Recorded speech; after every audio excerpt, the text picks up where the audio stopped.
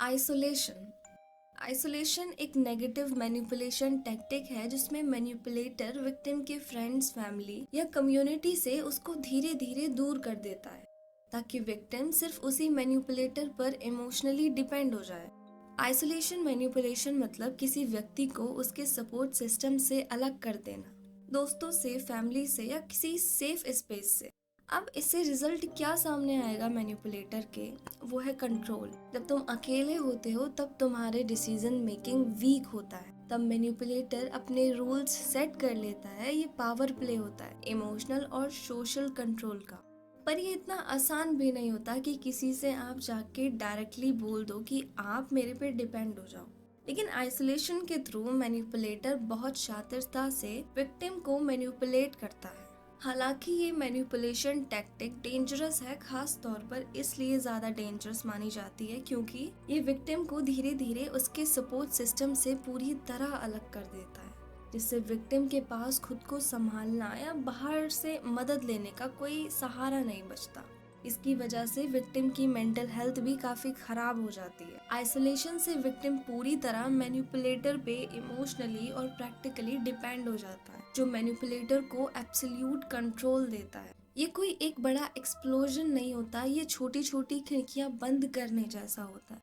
पहले एक दोस्त कम, फिर एक इनविटेशन डिक्लाइन। धीरे धीरे वो परेशान हो जाता है और दुनिया से दूर हो जाता है। किसी को आइसोलेट करने के लिए ये कुछ कॉमन टैक्टिक्स हैं, जैसे कि ग्रेजुअल कटिंग ऑफ।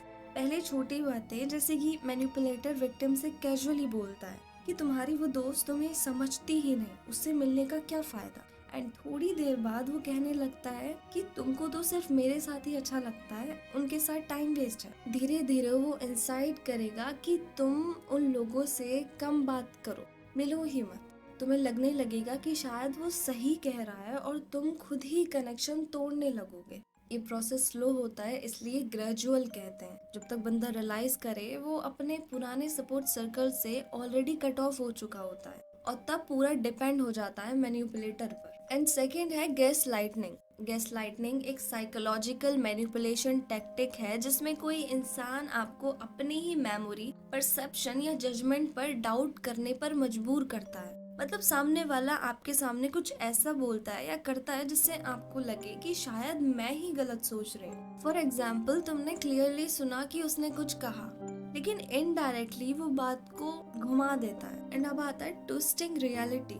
तुम अपसेट हो और वो कहता है तुम तो हमेशा अननेसेसरी ड्रामा क्रिएट करती हो, यानी उसने आपकी फीलिंग्स को ही इनवैलिड कर दिया। Hiding things and blaming you. उसने खुद तुम्हारा फोन हाइड किया और फिर तुमसे कहने लगा कि इतनी केयरलेस हो, हमेशा चीजें खो देती हो। धीरे धीरे तुम्हें लगने लगता है कि तुम ही ओवर थिंकिंग कर रहे हो, जबकि असलियत में वो ही तुम्हें मैनिपुलेट कर रहा होता है। गैस लाइटनिंग का मेन मकसद ये होता है कि विक्टिम अपने ऊपर से ट्रस्ट खोता जाए और मैनिपुलेटर के ऊपर ज्यादा डिपेंडेंट होता जाए।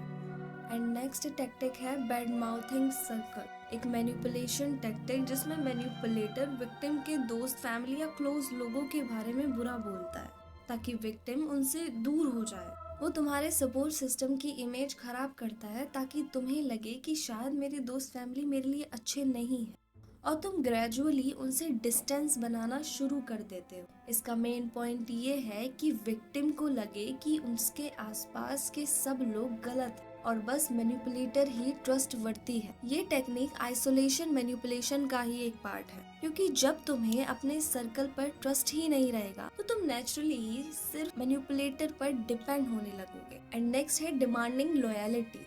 ऐसा मैनिपुलेशन जिसमें मैनिपुलेटर विक्टिम से ब्लाइंड लॉयलिटी मांगता है, मतलब बिना सवाल किए उसकी बात मानो, चाहे वो सही हो या गलत। एंड नेक्स्ट है jealousy and monitoring. Isolation manipulation का एक कॉमन स्टेप है। इसमें मैनिपुलेटर विक्टिम का हर सोशल इंटरेक्शन पर कंट्रोल और सस्पिशन दिखाता है, मतलब वो हर जगह पॉजिटिव हो जाता है और हर मूव ट्रैक करता है ताकि विक्टिम को लगने लगे कि दूसरों से बात करना गलत है। जेलेसी और मॉनिटरिंग प्यार नहीं होता, ये एक तरह का इनविजिबल केस है। वैसे लोग क्यों लोगों को आइसोलेट करते हैं, ये क्वेश्चन आता है। इसके दो मेजर रीजंस हैं, इनसिक्योरिटीज और पावर। कुछ लोग कंट्रोल से फियर रिलीव करते हैं, अगर सामने वाला उनके ऊपर डिपेंडेंट हो जाए तो उनका ईगो सिक्योर रहता है। एंड दूसरा, मैनिपुलेटर अपने डिसीजन को जस्टिफाई करना चाहता है। जब तुम अकेले हो तो तुम्हारा रेजिस्टेंस कम हो जाता है। ये मोरल नहीं है पर साइकोलॉजी यही है।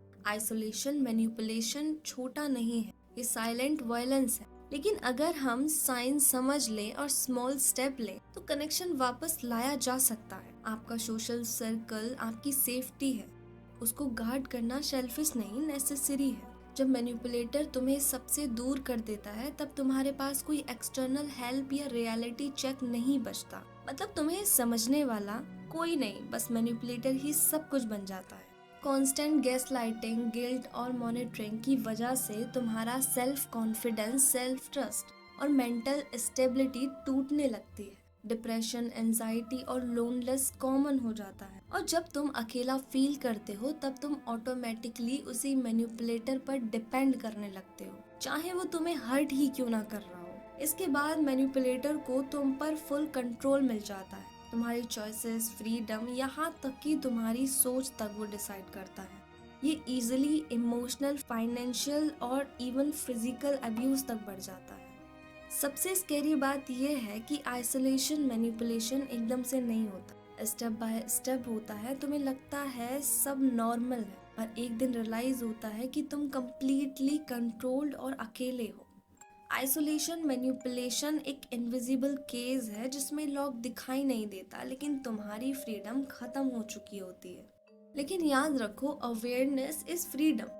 जितना ज्यादा तुम इन पैटर्न्स को पहचानोगे उतना ही मुश्किल होगा किसी के लिए आपको कंट्रोल करना।